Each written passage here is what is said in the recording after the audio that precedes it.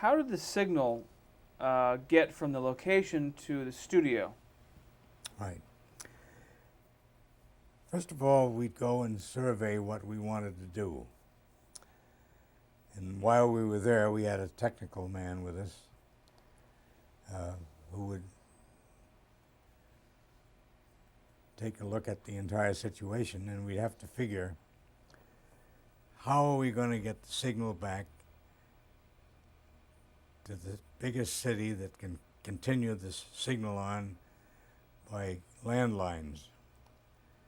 Would we have to build a tower?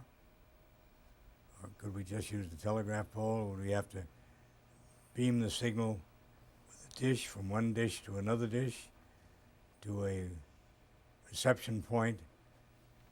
Might even be on the top of the telephone building in St. Louis. But everything that we did, and then we'd have to arrange with one of our affiliates to rent their gear to go out to make the pictures with their cameras.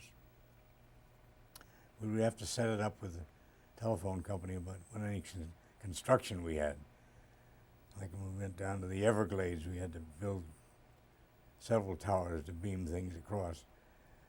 But so much depended on the engineer who was in the central control point that at a certain time he would have to take a plug out of a jack and put it in another one and get it timed just right. We did one show where we had 38 hot switches. In other words, when the announcer would say so-and-so, he'd pull this out and put it in there, and he'd say the next thing, pull it out and put it in the next. I was never at any of these points where this was being done, but it was a thing that they'd only get one rehearsal on a Saturday, and it's amazing. Well, they'd get everything written out in a I don't know, it was Like a a diagram. script or something, or? They'd have a point about what the cue was and who was going to say it. And of course, then you have to take into consideration that the person may not say it just right, you know.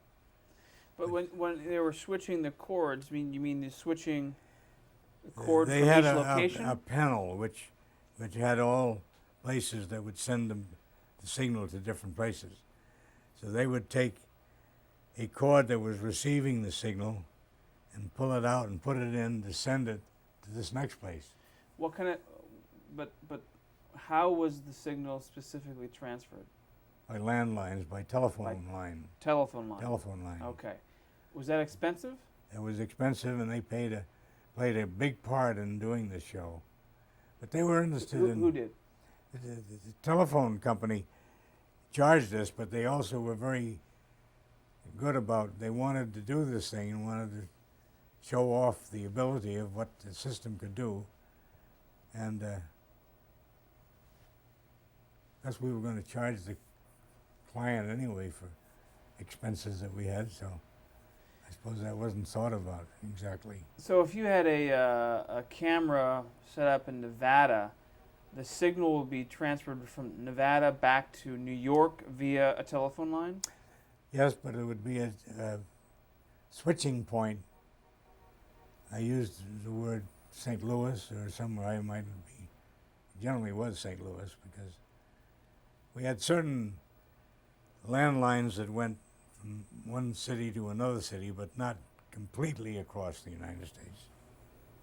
So it'd be relay station kind of thing.